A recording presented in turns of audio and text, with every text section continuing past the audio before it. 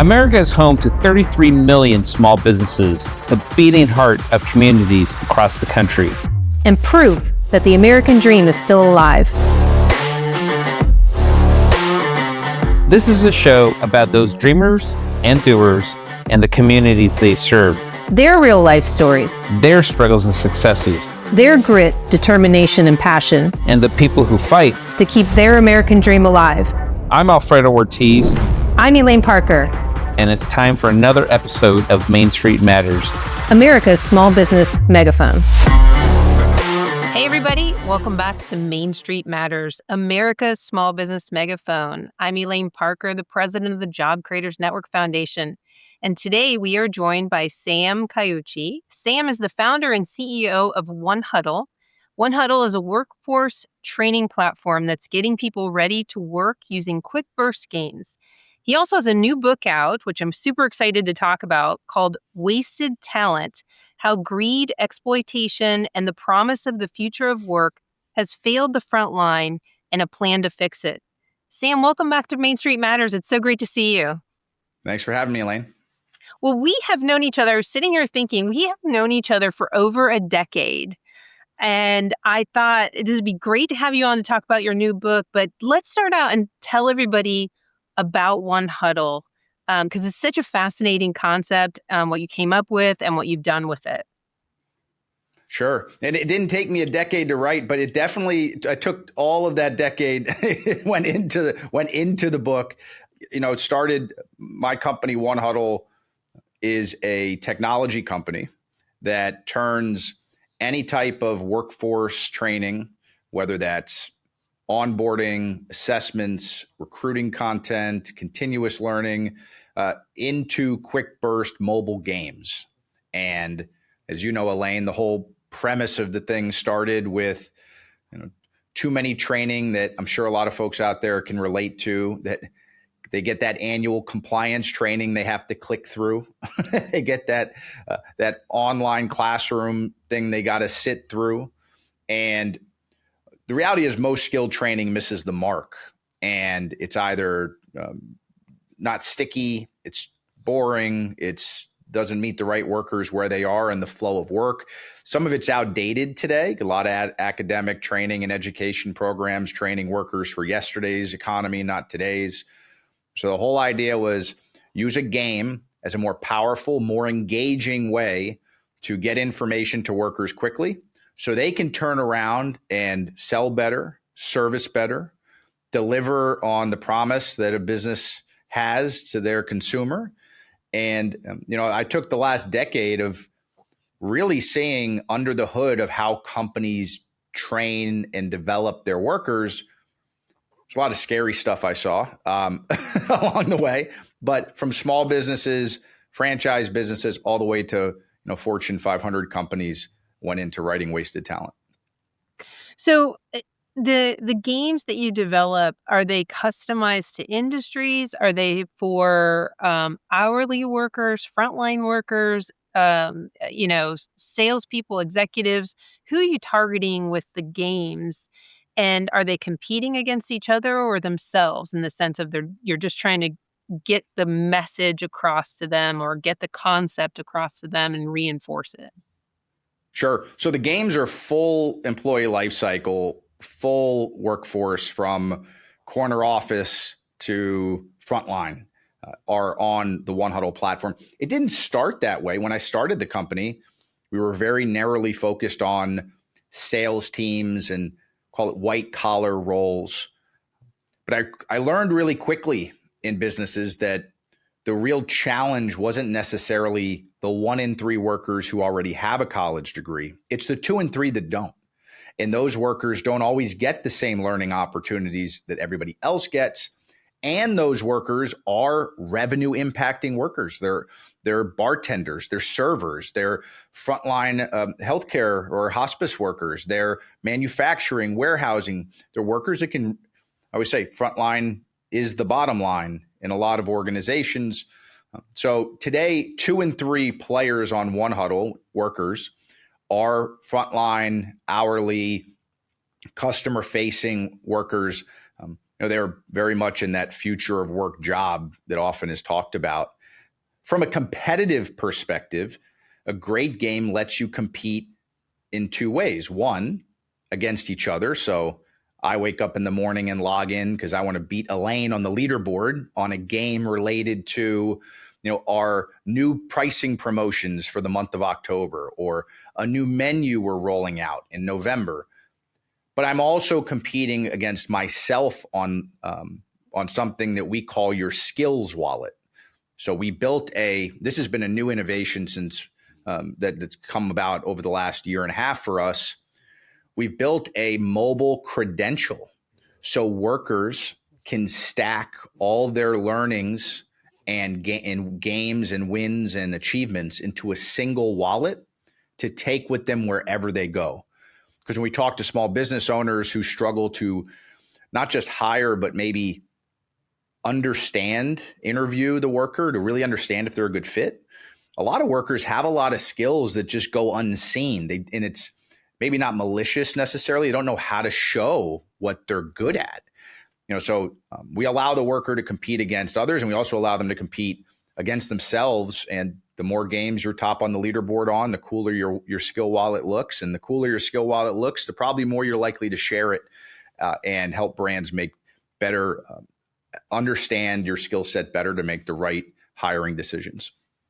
Well, that's a good segue into your book. What's the impetus for the writing of the book? What inspired you to write Wasted Talent?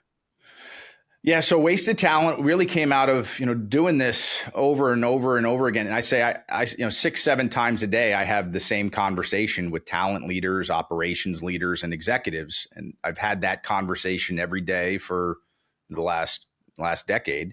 And the conversation really exposed that organizations take their eye off the ball when they focus on the future of work and not the reality of work right now.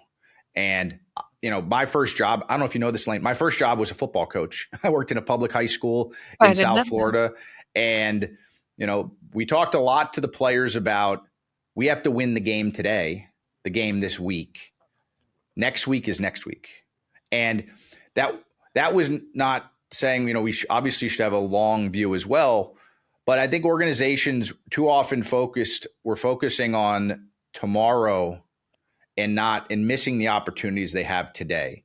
And when we come into organizations at One Huddle, we help them win today. We help them take the knowledge, skills, and abilities that are needed to perform the work that they have, and then look at their labor force and say, look at the knowledge, skills, and abilities of our people, and let's tap into them. Because if we don't tap into them, we're paying for them and not utilizing them. We're wasting talent. And talent is a form of currency in the workforce. And small business owners, will probably be nodding their heads at the point that their biggest line item on all of their financial statements is labor. So the book was written from a place of, here are observations and through the book, I talk about where work came from, what has been the history of work, a little bit of a, historical view on where did human resources come from? Where did the idea of clock in, clock out come from? And when we look at where these systems came from, we then can understand where they have grown outdated in certain ways. Regulations is a great one, where we explore how certain federal regulations block the ability for business owners to invest in workers the way they want to. Certain laws, and this is, you're more of an expert here than I am, but I've learned that there are certain ways we've written, the rules of the game that were right at one point in history and are not right anymore. As we explore all of these, I call it the realities of work. And then I provide a plan on how I believe we should attack work today as an organization in order to win. And we say, instead of wasting talent, win with talent. Well, you describe the book as a call to action who exactly needs to hear this call to action? Are you targeting the business leaders, the owners, policymakers, or the workers themselves? Sure. I think there are three audiences the book is great for. Absolutely, business owners. They're right down the middle for business owners. And I would argue that within that community of business owner, the talent teams, the people responsible for people will read Wasted Talent and come out with things they agree with, disagree with, but most definitely things they are going to rethink. But I think that the C-level executives at the top, organizational leaders need to be great at developing and utilizing talent. You can't offload it to an HR role. You can't offload it to another function. So first one would be business owners. The second are educators, because especially today in the AI moment we're living in, the way technology is changing, jobs are shifting, robots are marching, all of this is happening. Academia plays an important role in the development of young people to be able to contribute on day one in the workforce. And there's a heck of a lot more small businesses than there are big businesses, and small businesses rely on community programs, not just high school, but 2-year colleges and 4-year colleges as well. Obviously, increasing demand on 2-year colleges and certification programs and maybe non-traditional education paths. But the second is educators to realize what should they be doing. Like, we don't need to learn to code anymore. I mean, can we all agree that that's probably not a necessary skill today? We've missed that window. So educators need to play a role in what are these skills that, by talking to business owners. So we talk to educators. And then finally, absolutely elected officials in government, because I believe that government can, through some very simple actions, take action that results in more opportunities for more people to acquire skills that want to, and to get out of the business of restricting business owners who have good intentions and want to grow the business. They want to invest in their people.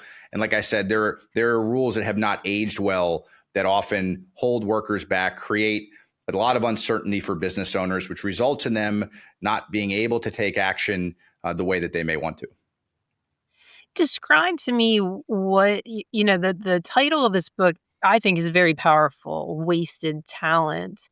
But talk to me about what that means in real terms, and how widespread this is with business owners, or the people leading the workers. What are some examples of how talent is wasted? Sure. I mean, we spend 12 times in this country today on recruiting and talent acquisition spend, 12x what we spend on talent development. According to the OECD, the U.S. is ranked second to last in investment in workforce training and development programs. We spend 0.1% of GDP on it. But outside of that spend, the fact that businesses are spending multiples more on buying talent versus building it, again, according to a McKinsey study that came out a few months ago talking about this inflationary impact on recruiting, it costs 5 times more to find a worker outside your 4 walls than to pathway a worker you have today. And I think this is things a lot of people agree with. Of course, we would prefer to upskill, pathway over an existing worker versus going out and finding a new one. And the reason organizations are failing at times to adequately pathway workers is either an underinvestment in technology. I still talk to companies that train workers with binders and flashcards, and that may be the only system they have. But again, that's an opportunity today. We have technology at our fingertips that is not, it might be cheaper than printing those binders at Kinko's or FedEx. So I think utilizing technology, the second thing is organizations that they spend a lot on compliance and safety. 83 cents of every training dollar, Elaine, is on compliance or safety related topics. That's not skill building. That's cover your what stuff. Yeah, And that's it litigation right. avoidance. And I think I don't want to blame business owners on this because it's the climate we've created as well. I mean, the fact that we live in a society in many ways that we're concerned about a wage and hour dispute, or we're concerned about protecting the downside instead of developing the upside. I talk a lot in the book about playing on offense versus playing on defense. And brands that live in defense mode too long, too often, they don't crash; they just stall. And this is not an economy you want to stall in as a business. It's probably it's worse than just crashing and starting something else or moving on to a new opportunity, because everything else is moving faster. So I think that what I've seen in wasted talent and what we're seeing inside of companies is there are workers willing to work. When a large majority of Americans work 2 to 3 jobs, it tells you they have space, they have time, and again, as business owners, if we were to be able to tap in better, create more opportunities, we wouldn't have to have this talent leak that occurs that is so costly to post a job, interview 3, 4, 5 interviews, make a selection, onboard before they ever get to contribution. And we're trying to eliminate that long cycle. And again, with the speed at which work is changing, organizations need to get a lot better at that. Yeah, absolutely. Since COVID, we've seen remote work increase tremendously. When all these people were staying home, they were still able to, somewhat be productive as a result of technology. But how has the technology, remote work, automation, how has all of that changed the relationship between employers and employees? Because I could actually see that whole wasted talent and the talent development, the skill development really get lost in a black hole because, you're not having that face to face, those conversations in the hallway. It does make a difference. Zoom was great for what we used it for, or whether it's Teams or Zoom or whatever you're using. And it's still great. I mean, it's certainly decreased the amount of travel for people and stuff like that. But I still think you can't replace that face to face. So how has that made this whole skill building even harder, and perhaps made what you're doing and what you've written in this book even more important? Yep. It's a great question. We talk about the pandemic in the book because it's a scar on so many young people who the learning loss that occurred during that space of time, we can't just act like it never happened. I know we're on the other side of it, but there are a large percentage of young people today who are in work or coming into work, that Zoomer generation, that they were taking classes virtually and they missed a lot of opportunities to be face to face. And I point to this as not a skill gap, but break a skill. It's easy to just say skill gap. Let's break it down. It's more of an experience gap, because a skill is made up of habits done repeatedly. And habits are based on the experiences and the environment you put a person in. And there's just a large generation of workers that missed those critical experiences at a critical moment. Now, what does that mean for organizations?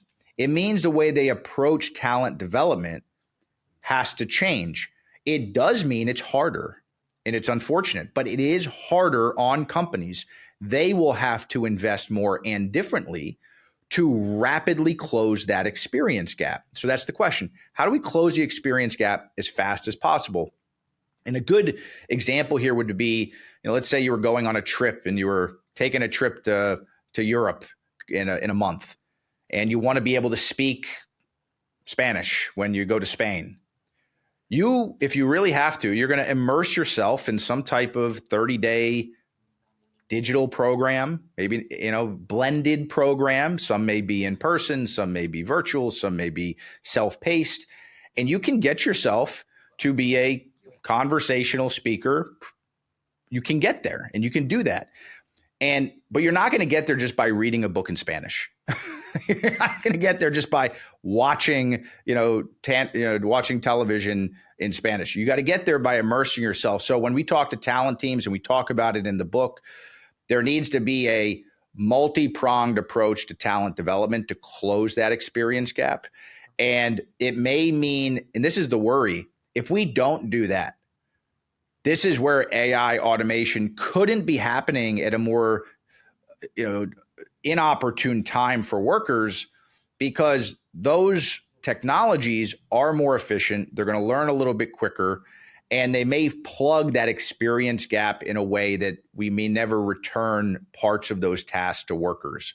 So I'm not going to predict where work is going to be 5-10 years from now, like a McKinsey person may, but I do think that we need to find ways to close the experience gap. Face-to-face conversations. We need to put phones away in classrooms. Like there should be bell to bell, no phones in classrooms. We could fix this thing at the younger age immediately. We've allowed too many tablets and devices to be all around us in society, and that has also exacerbated the issue of this experience gap. But again, if me and you ran a hotel, we ran a restaurant, and our workers are talking to people, they need to be great at talking to people, handling difficult conversations, communicating with coworkers, and that is a problem today. We hear it, and I'm sure your listeners hear it as well. And from my mind, there's only one way.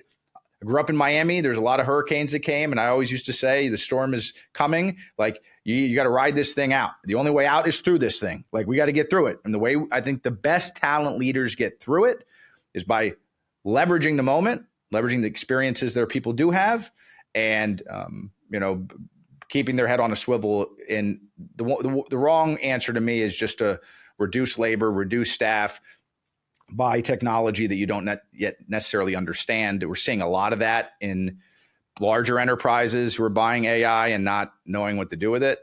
But I think that the bold will win in this moment.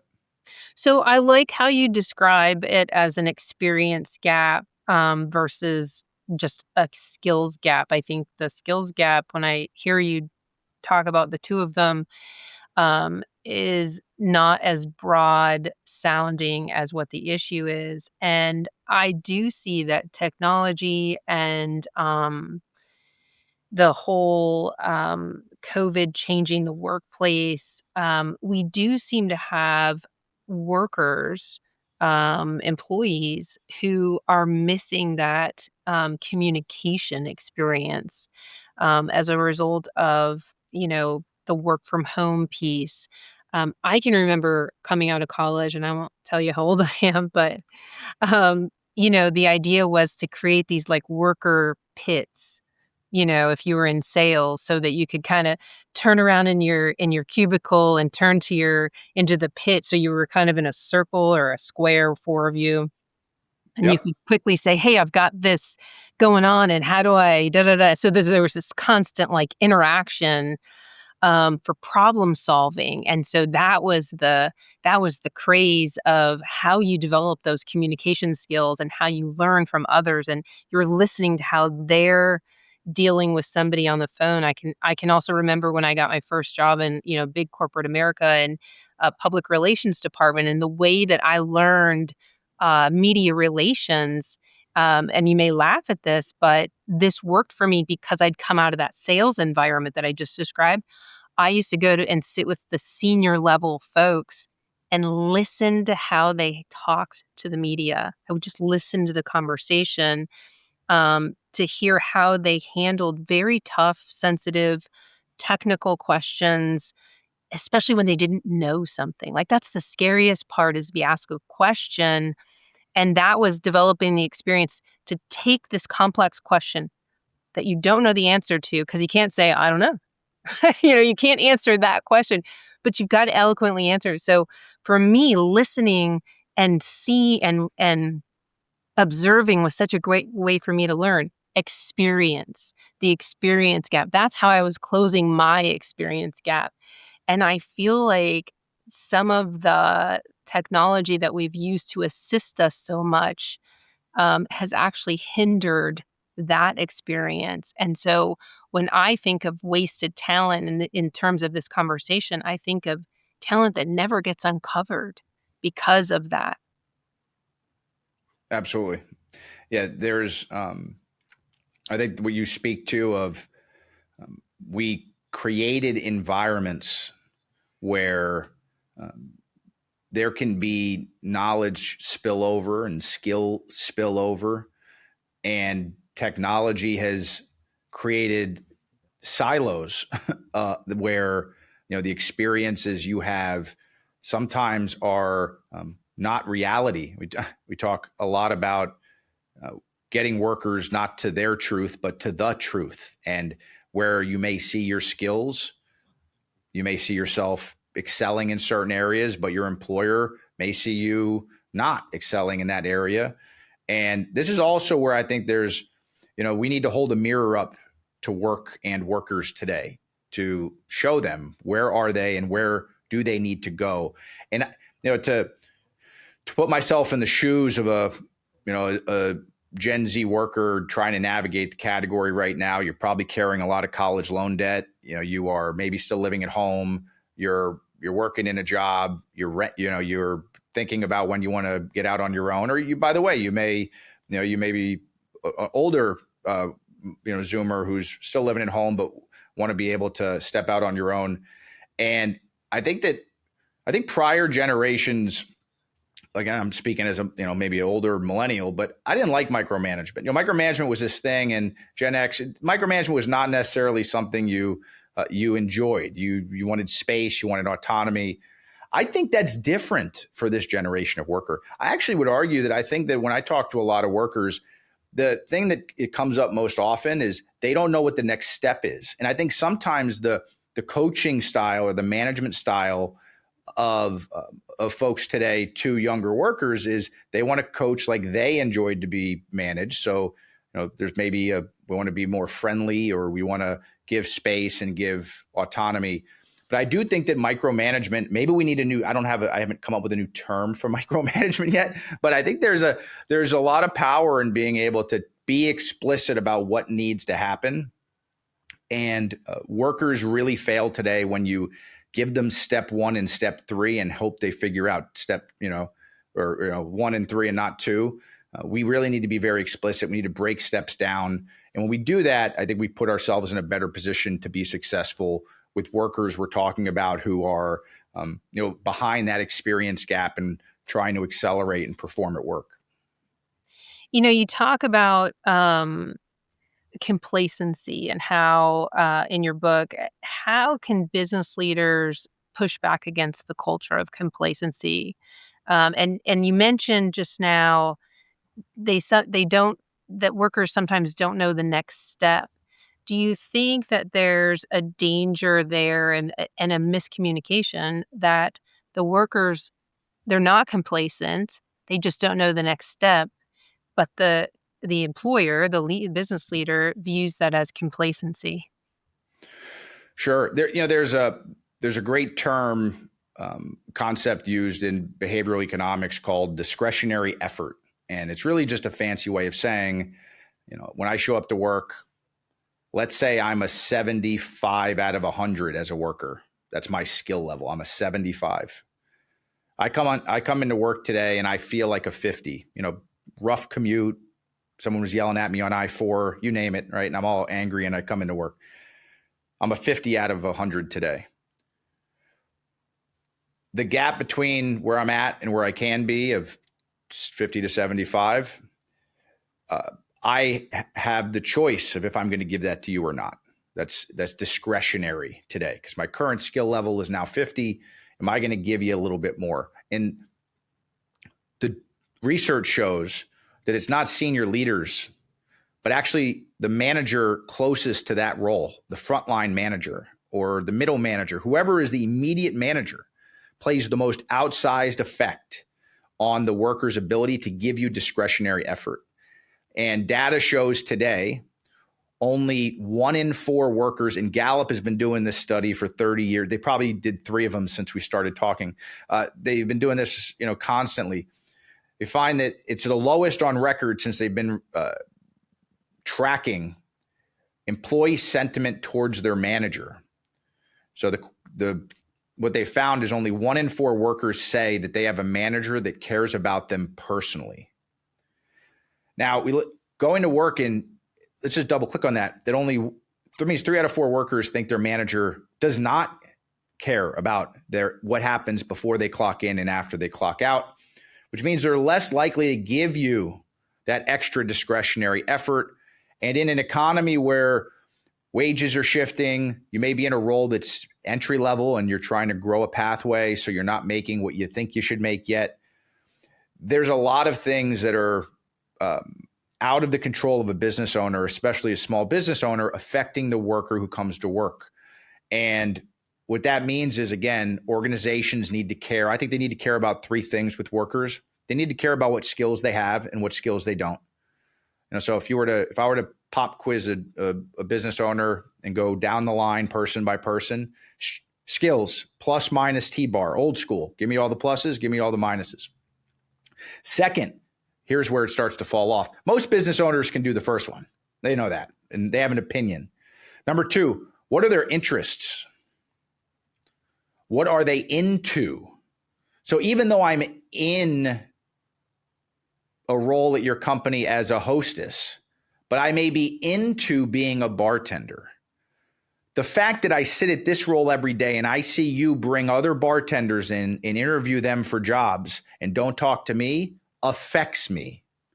And since we have younger workers who don't quit publicly anymore, they quit on TikTok and social media, means we got to be better at communication. We have to be the parent in the room, bringing out that from the worker. But we need to know, what are they interested in? What are they into? Because if you know that, I mean, imagine, Elaine, we can lateral that worker through a development program to a maybe a server, and then maybe a bartender, or into another role. We see this a lot in franchising. I mean, the story of the American frontline worker that becomes a franchise business owner is awesome.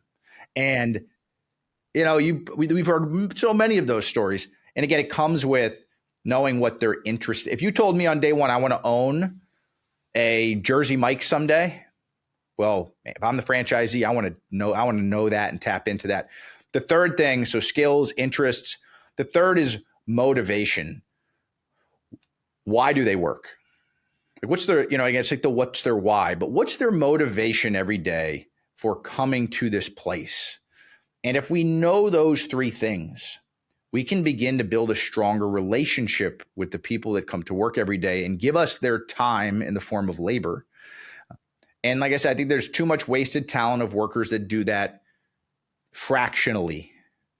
And if I think organizations have all the talent they need, they may need to shift the way that they are unlocking it. And it starts with us asking better questions and making sure we get a full assessment of the skill set before we start calling it things like unskilled or lazy or all these other things that sometimes spill out.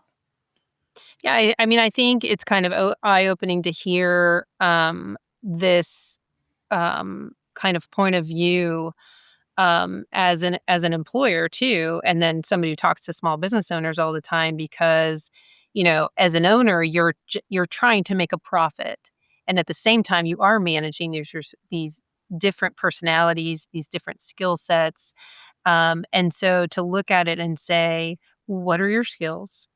What are your interests? So I can understand where you want to go. But then, why'd you come here? What's your motivation? So I think those are solid points to take from this conversation, and at least try to understand your employees. And I think if anyone listening walks away and employs any number of people, from 1 employee to 50, and they walk away and say, if I just had this one conversation with my employee to understand, I bet you it would change a lot of things in the workplace. Absolutely. Yeah. Yeah. Well, I wanted to tell you, first of all, I did not know that you used to be a football coach. Now I understand the one huddle, and now I understand all of your references, your football analogies that just come out of you in speaking. It's interesting. You speak in terms of scoring, you speak in terms of the way you're motivating people. You definitely sound like a football coach. So now it all makes sense. I never knew where one huddle came from, but now that makes sense too. Tell everyone where they can learn more about you and One Huddle, and where can they buy your book? Absolutely. To learn more, you can head on over to One Huddle, the number one, and huddle, like a football huddle, right, Elaine? So onehuddle.co, and you can learn more about One Huddle. We have all types of offerings for small business owners and all shapes and sizes that might be supportive, and always happy to talk. And you can find the book on Amazon or Barnes & Noble, and the book is called Wasted Talent: How Greed, Exploitation, and the Promise of the Future of Work Failed Workers, and How We Fix It. And that comes out here the first week in November. Great. And we will put a link to the book as well when this episode goes up. Fantastic. Well, Sam, thanks so much for taking the time to join us on Main Street Matters, America's small business megaphone. And thank you all for taking the time to tune in. Main Street Matters is part of the Salem Podcast Network. New episodes debut every Wednesday and Friday. You can subscribe to the show wherever you get your podcast from, and we'll be back soon with another episode. Bye for now.